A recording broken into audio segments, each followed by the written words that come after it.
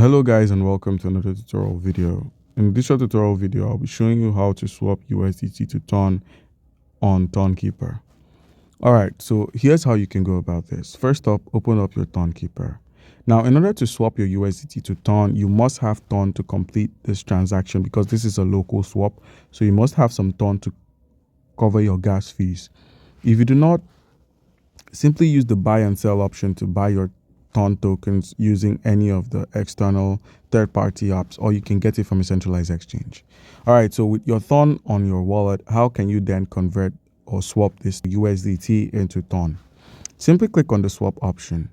Where we have send TON, receive a different coin, switch their places so it says send, and then you select USDT. So when you say send 100 USDT, you're getting 18.54 TON tokens, and all you need to do is simply click on swap and the transaction is done. It's a local swap, so your gas fees would be charged directly from your TON balance. All right guys, so that's how it's done. Comment down below if you have a question and you'll be given an answer. Thank you.